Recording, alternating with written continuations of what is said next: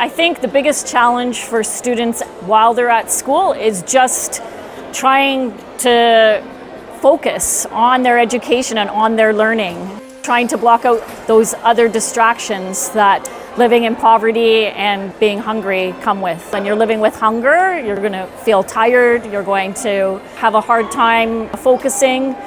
Their mental health is often affected by that as well. And then the students struggling with their both physical and mental health, it's obviously going to affect their academic success. They tend to go more places where they're not allowed to have food, or they'll maybe join up some clubs at lunchtime specifically so they can avoid eating. The most important thing for them is being fed.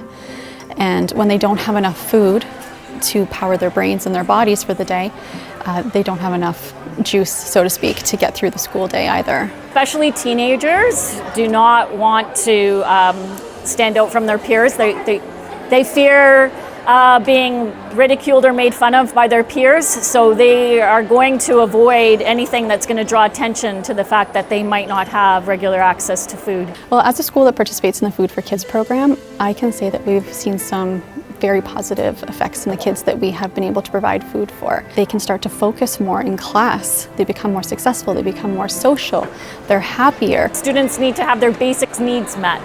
They need food, they need shelter, they need a sense of safety and security both at home and at school.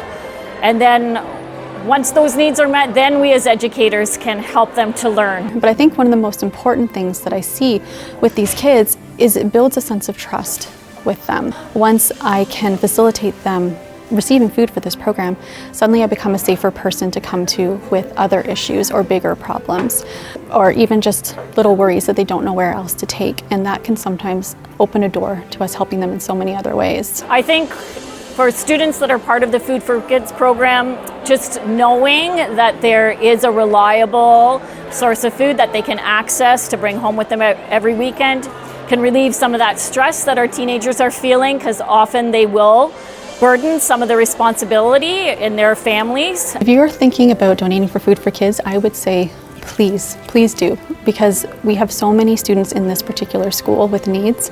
We're not even helping everybody that we can, and I would really love for every child in this school to feel safe and feel secure and have enough food so that they can reach their potential and become the best human they possibly can.